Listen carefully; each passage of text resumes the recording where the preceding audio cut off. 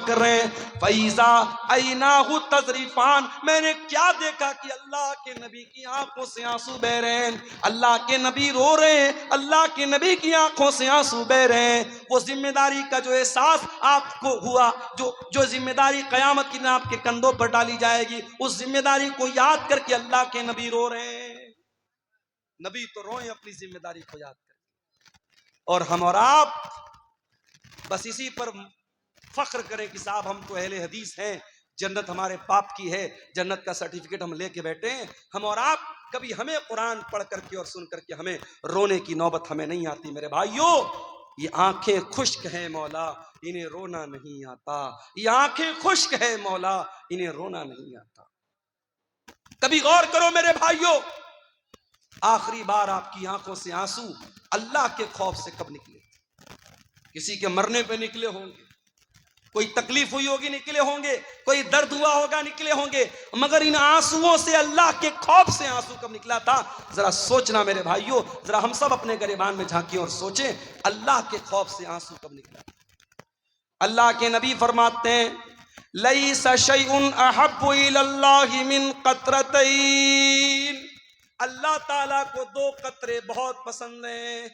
दो कतरे अल्लाह ताला को बहुत पसंद है।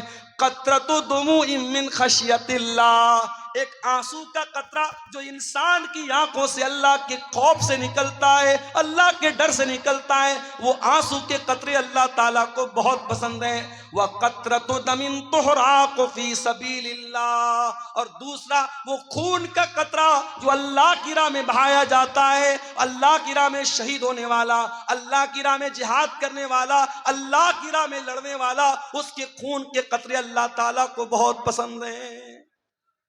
वो आंसू जो अल्लाह के खौफ से निकलते हैं मेरे भाई, वो आंसू अल्लाह को बहुत पसंद है।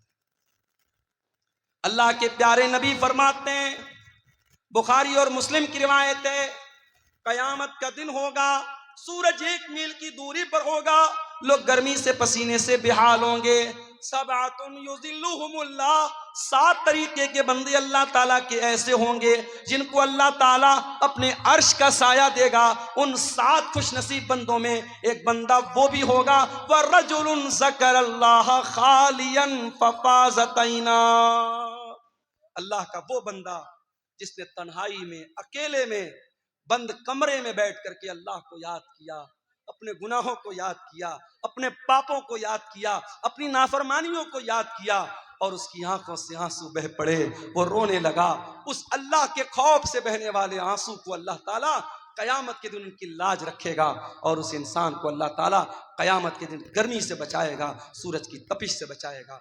मेरे भाइयों, मैं फिर से उसी आयत को पढ़ता हूं जो खुतबे मसनूआ के बाद मैंने पढ़ी थी। कुरान सवाल कर रहा है हमसे और आपसे, अलम यअनि लिल्लज़ीना आमनू अन तख्शा कुलूबुहुम लिज़िक्रिल्लाह, ऐ ईमान वालो, क्या अभी वो समय नहीं आया कि अल्लाह का कलाम सुन करके तुम्हारे दिल पिघल जाए?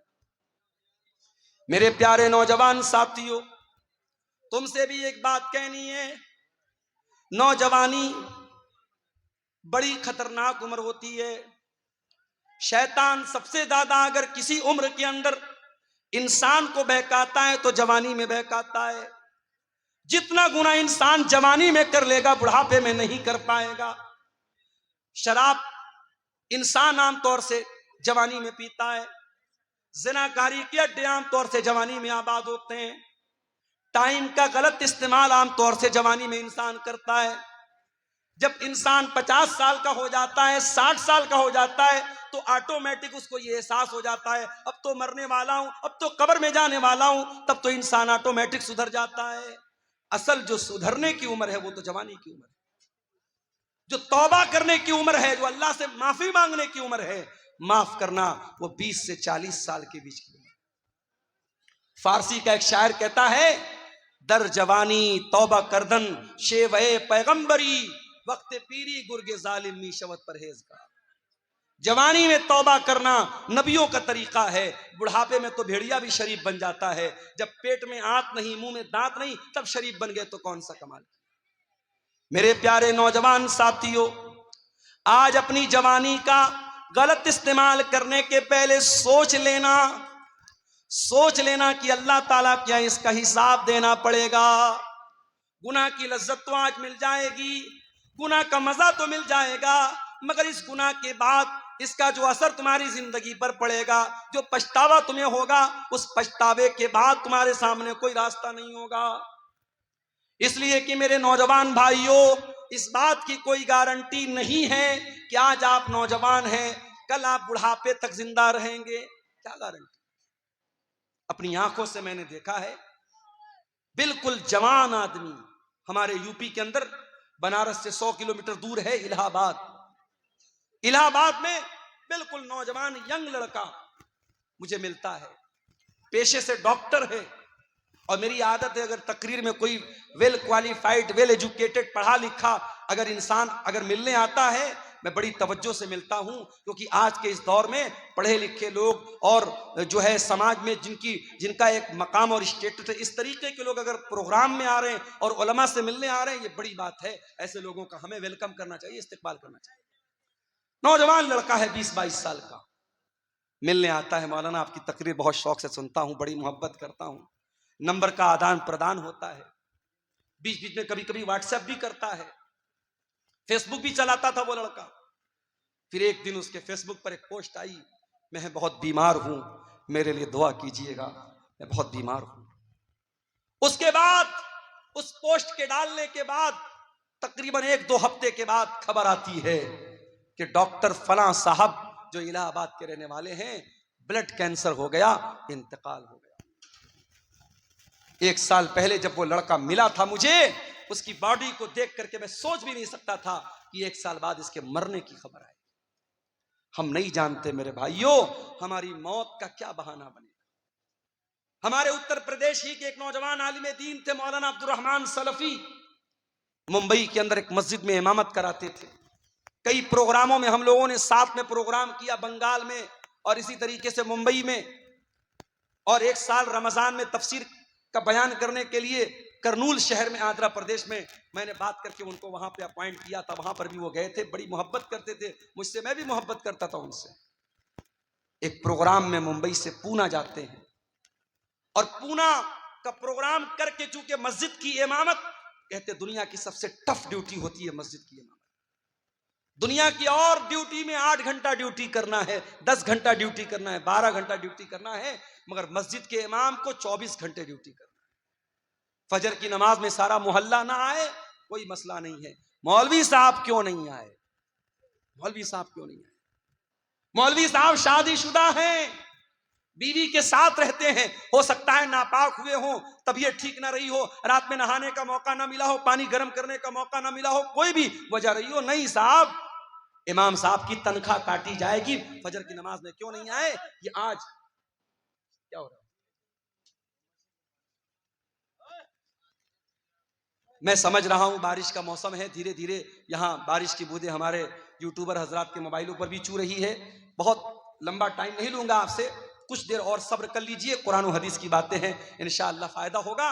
मेरे भाइयों, आज सबसे टफ ड्यूटी अगर किसी की है तो इमाम की ड्यूटी है। मौलाना अब्दुर रहमान सलफी बिल्कुल यंग एज के 2 छोटे छोटे बच्चों के बाप हैं। मैं उनके गांव में भी गया हूं, उत्तर प्रदेश में सिद्धार्थनगर में उनका गांव है। पूना में प्रोग्राम हुआ, रात ही में उनको मुंबई वापस आना है, क्योंकि फजर की नमाज भी उनको पढ़ाना है। वहां मुंबई और पूना के बीच में टैक्सी चलती है, और बड़ी स्पीड में वो टैक्सी वाले चलाते हैं, क्योंकि उनको रात में जल्दी जल्दी मुंबई से पूना, पूना से मुंबई करना रहता है, ज्यादा पैसा कमाना रहता है। ड्राइवर ने बेहिसाब गाड़ी चलाई, बड़ी स्पीड में गाड़ी चल रही थी, 100-150 की स्पीड में गाड़ी चल रही थी। एक जगह रास्ते में जो डिवाइडर होता है, उस डिवाइडर में ले जाके ड्राइवर ने पूरी स्पीड में गाड़ी ठोक दी। गाड़ी के अंदर 10 लोगों में से 7 लोग ऑन द स्पॉट इंतकाल कर गए। मौलाना अब्दुर रहमान सलफी, अल्लाह रहमत मगफरत फरमाए, ऑन द स्पॉट उनका इंतकाल हो गया, पूरा सर पिचक गया, और बड़ी मजलूमाना तरीके से उनकी मौत हो गई। क्या वो पूना जाने के पहले उन्होंने सोचा था कि मेरे साथ ऐसा हो जाएगा? हम नहीं जानते मेरे भाई, कौन सा एक्सीडेंट, कौन सी बीमारी, कौन सा बहाना हमारी जिंदगी की सांसों की डोर को खत्म कर देगा, हमारा दिल धड़कना बंद हो जाएगा। मेरे भाइयों, जिंदगी का नाजायज इस्तेमाल मत करो, जवानी की इन घड़ियों का मिसयूज मत करो। इस जवानी में गलत काम करके अगर अल्लाह के चले गए बगैर तौबा किए तो पछताना पड़ेगा मेरे भाई। अंतकूल नफ्सिया हसरता अला मा फर्रतु फी जंबिल्लाह। ऐ मेरे बंधु, अल्लाह से तौबा कर लो, माफी मांग लो, सुधर जाओ, इसके पहले कि कयामत के दिन तुमको कहना पड़े कि हाय हमारी बर्बादी, काश मैंने ये लापरवाही न की होती। व इन कुन्तु लमिनस साखिरीन, काश मैंने अल्लाह के दीन का मजाक न उड़ाया होता, काश मैं भी दीन पर चलता, मैं अल्लाह के रास्ते पर चलता। मेरे भाइयों, कभी बर्फ बेचने वाले को आपने देखा होगा। बर्फ बेचने वाला जितना जल्दी पॉसिबल हो बर्फ बेच के निकल जाना चाहता है, क्योंकि जितनी तेजी से उसकी बर्फ पिघलेगी उसका पैसा बर्बाद हो जाएगा। एक आदमी मार्केट में बर्फ बेच रहा था, सुबह से दोपहर हो गई, थोड़ी सी उसकी बर्फ बिकी थी और बड़ी तेजी से दिन गुजर रहा है और बर्फ उसकी पिघलती चली जा रही है। एक आदमी ने देखा कि वो बर्फ बेचने वाला, जब दोपहर हो गई और बर्फ नहीं बिक रही है तो वो चिल्लाने लगा और कहने लगा कि ऐ लोगों, इसके पहले कि मेरा कैपिटल खत्म हो जाए, मेरी पूंजी खत्म हो जाए, मेरा सरमाया खत्म हो जाए, मेरी बर्फ को खरीद लो, मेरा बर्फ खरीद लो, इससे पहले कि मैं लुट जाऊं, मैं बर्बाद हो जाऊं। वो आदमी कहता है, उस बर्फ बेचने वाले को जब मैंने देखा तब मुझे कुरान की इस आयत का मतलब समझ में आया, वल अस्र इन्नल इंसान लफी खुस्र, कसम है जमाने की, बेशक इंसान बहुत बड़े घाटे में है। जो इंसान अपने टाइम की कदर न करे, अपने समय की कदर न करे, अपनी जवानी की कदर न करे, अपने टाइम का सही इस्तेमाल न करे, उससे बड़ा खसारे में और उससे बड़ा नुकसान उठाने वाला मेरे भाइयों कोई नहीं है। आज हमारे नौजवान साथियों को इस पर भी गौर करने की जरूरत है कि आप अपनी जवानी को कहां गुजारें।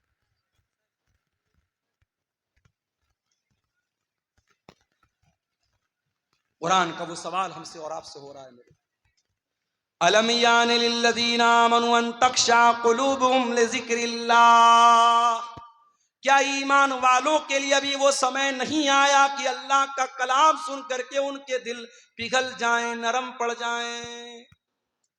आज हमारे दिल इतने कठोर हो चुके हैं, मुर्दे को दफनाने के लिए कब्रिस्तान में लेकर के जाते हैं, अपने हाथों से कफनाते हैं, दफनाते हैं, मिट्टी देते हैं, फिर भी हम कोई एहसास नहीं होता कि एक दिन हमारे साथ यही होने वाला है।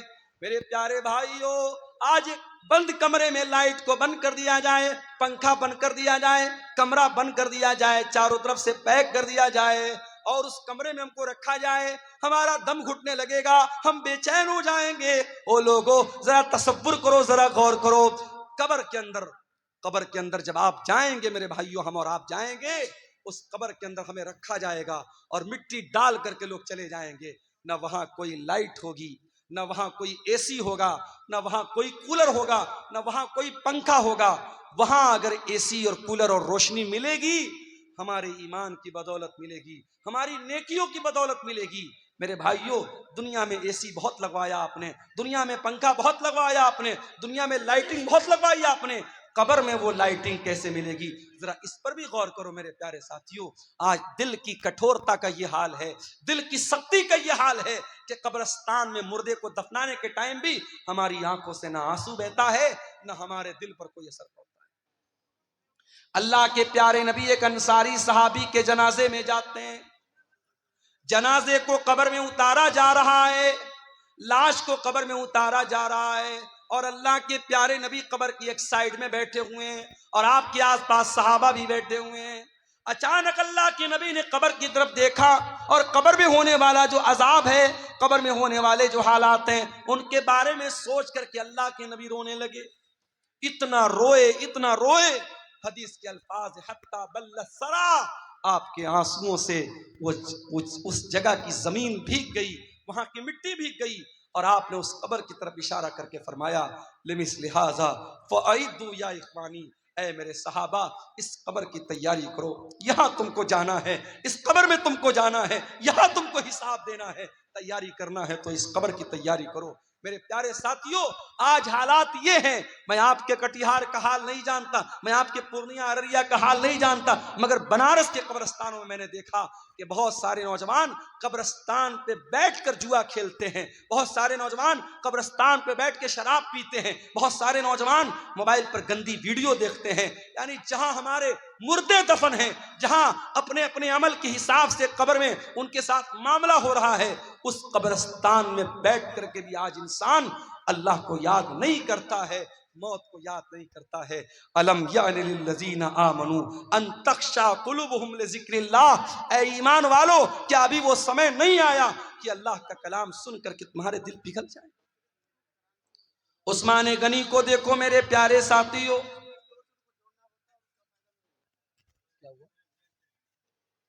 थोड़ा धीरे धीरे बात करें। उस्मान गनी कौन है?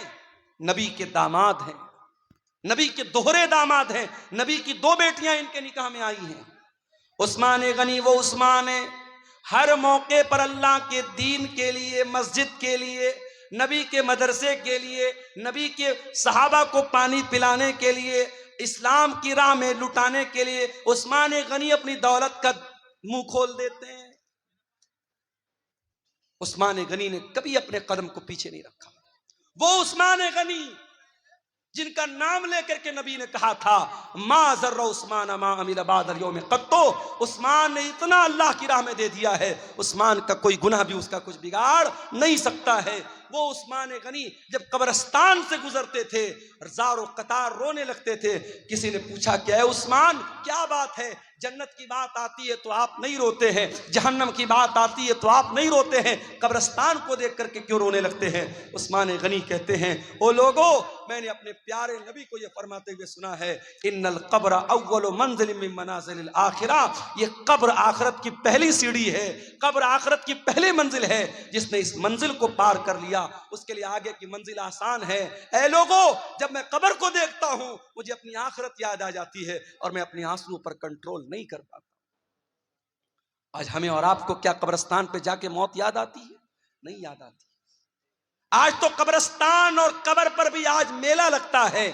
आपको यकीन ना आए, मुंबई की हाजी अली की दरगाह पे जाके आप देख लें, यकीन ना आए लखनऊ की देवा की दरगाह पे आप जाके देख लें, यकीन ना आए अंबेडकर नगर बसखारी में कछौसा की दरगाह पे आप जाके देख लें, यकीन ना आए अजमेर में ख्वाजा मोइनुद्दीन चिश्ती अजमेरी की दरगाह पे जाके देख लें। वहां आपको लड़कियां भी नजर आएंगी, लड़के भी नजर आएंगे, शिर्क भी हो रहा है, नजरों का गुनाह भी हो रहा है, बदचलनी और बेहयाई भी हो रही है। आज कब्र पे जाके मौत किसको याद आती है? मेरे प्यारे साथियों, कुरान का सवाल बरकरार है, अलम यानि लिल्लज़ीना आमनू अन तख्शा कुलूबुहुम लिज़िक्रिल्लाह, ऐ ईमान वालो, क्या अभी वो समय नहीं आया कि अल्लाह का कलाम सुन करके तुम्हारे दिल पिघल जाए?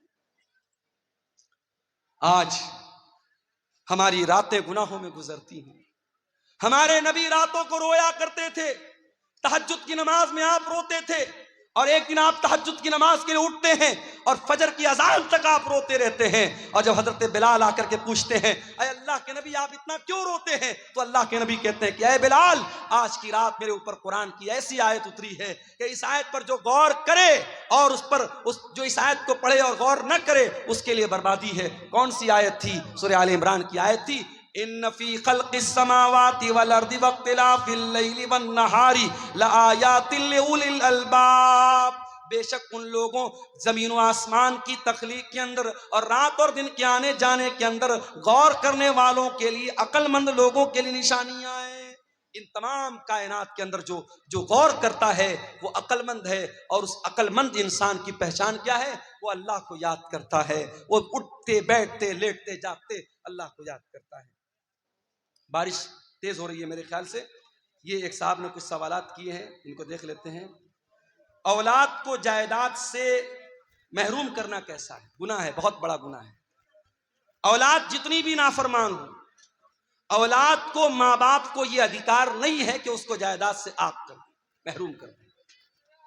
मैं इसी कटिहार के इलाके में बयान कर चुका हूं कि बहुत सारे ऐसे केस भी देखने को मिले हैं कि बाप की वजह से बेटे की आंख में आंसू है। बाप एक बेटे को अपनी सारी जमीन और जायदाद दे रहा है और दूसरे बेटे को महरूम कर रहा है। ये नाइंसाफी और ये अदल इंसाफ का गला घोटना, मेरे भाइयों, इसका हिसाब अल्लाह के हमको देना पड़ेगा। ये नाइंसाफी नहीं चलेगी। एक सवाल ये आया है, एविएटर में पैसा लगाना कैसा है? एविएटर हो, चाहे ड्रीम 11 हो, चाहे कोई भी ऐसा ऐप हो जिसमें हम पैसा लगा करके पैसा डबल भी कर सकते हैं, पूरा पैसा डुबा भी सकते हैं। पैसे को दांव पे लगाना ये जुआ है। जहां आप पैसा लगा करके दांव पे लगा रहे हैं, खतरे पे लगा रहे हैं कि पैसा आपका डूब भी सकता है और पैसा डबल भी हो सकता है, ये कोई बिजनेस नहीं है, जुआ है, सट्टा है, जो इस्लाम में हराम है। इस्लाम में पैसा लगा करके पैसा कमाने का दो तरीका है। एक तरीका तो ये कि आप डायरेक्ट बिजनेस करें, आपको अल्लाह ने पैसा दिया है, आप कोई दुकान खोल लें, कोई शॉप खोल लें, कोई बिजनेस स्टार्ट कर लें। और दूसरा तरीका ये है, अगर आपके पास टाइम नहीं है, आप किसी